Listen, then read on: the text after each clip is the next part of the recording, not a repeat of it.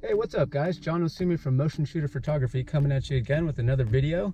Today we are at one of the local high schools and I'm going to be shooting some freshman JV varsity girls volleyball. So this is kind of a tricky situation in shooting at this particular gym. It's an older gym, and so what I found in the past that it has a combination of different lighting. So it has some modern LED lighting, it has some fluorescent lighting, and then it has some incandescent lighting. And of course, all of which give off slightly different color values as far as kelvins are concerned. So it's really tricky. So basically what I do is I just, I'm shooting in RAW because I'm gonna have to do a lot of these adjustments in Photoshop afterwards. My ISO is gonna be around 4,000 to 5,000 just because the lighting is not as good as I'd like. My shutter speed will be somewhere between 1/640th of a second. Somewhere around there. I might go up or down. This particular assignment, I'm shooting for a company called Maxpreps. And with Maxpreps, they have very specific guidelines as far as what kind of photos they will accept from their freelance photographers such as myself. So when I'm shooting these types of things for them, it changes the way I shoot a little bit. So some things I'll do here is I'm going to be shooting with the camera on vertical. I'm going to do my best to try to fill the frame with my subject so I don't have to crop as much because I want the files to be as big as possible. So I'm going to be shooting most of my action shots from the net. And the reason for that is that I want to get the players with their faces facing the camera. I don't want to get back. I want to see the full front of a player as they're coming at me, and so that's going to be my best location. I will do some shooting from the baseline where I can kind of get some of the digs as the players are coming back for the ball, coming back towards the baseline, but the majority of my shots are going to come from at the net tonight. All right, so we're on location, just getting ready for the girls to finish warming up, and then we're going to start shooting.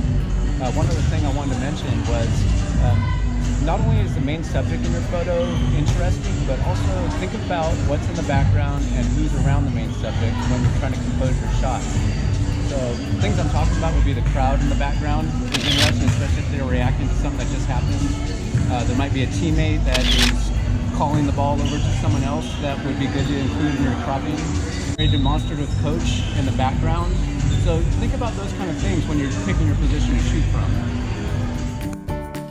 My camera is going to be set at single point focus, and as I'm tracking the players as they're moving around on the court, I'm trying to keep that box in my viewfinder, trying to keep it right on the player's head. If I have a chance, I'll put it right on their eye, but the idea is that I want the clear focus to be on their face as they're coming towards the camera. I don't mind if there's a little bit of blur with the arms or the body so much because that's going to show movement, but the face has to be in clear focus. If you break the court down into 3 locations, you might find it not as daunting of a task as trying to capture all the action that you want to capture. So if you think of action happening at the net,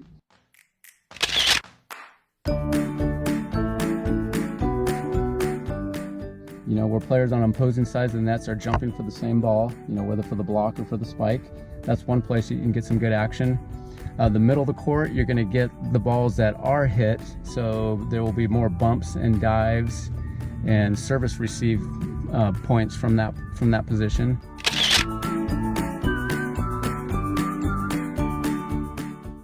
And then the baseline, you're going to get some shots from back there, probably not as many, but some shots from back there, particularly when a ball goes deep and a player's running for it. Those are some good shots because they're coming right towards the camera.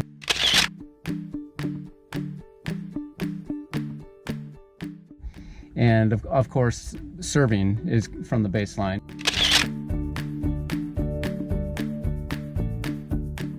So if you kind of think of those 3 key locations where you want to make sure you're looking for your action, you'll get more of the shots rather than just trying to follow the ball around. And man, that could be like trying to photograph a pinball machine. When shooting high school volleyball, I tend to get better positioning. As far as photographer, I get better positioning if I shoot matches where it's just one team against another.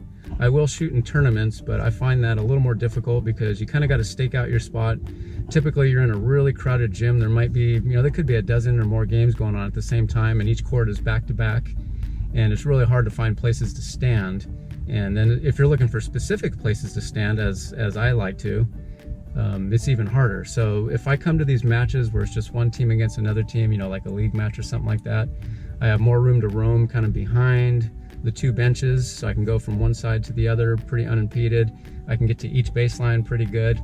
And what I try to do is I try to avoid going around and shooting where the crowd is behind me, because I just feel like that's rude if I'm standing in the way of people trying to watch the match. And so I basically will try to shoot from the side of the court that the teams are on their benches, and that way I'm not in the way of other people. If there was just one number one piece of advice I could give about photographing volleyball, I would say the number one thing is understand the game and have a really good idea about what's happening in the game. Because with that knowledge, you'll have a better idea of predicting where the ball is going to go. If you understand what's going on in the game, you'll understand which players are the hot ones, which are the ones that are covering more of the floor, and you're going to get more shots if you have a tendency to swing and aim at a spot or a player before the ball is actually hit there, rather than trying to react after the ball. So with the knowledge of the game and the knowledge of the players that are playing that particular game that you're shooting, that's going to give you better shots if you can get to the spot and predict. And you know, basically you're just going to get lucky more often by pre-focusing in the places where you think the ball is going to go.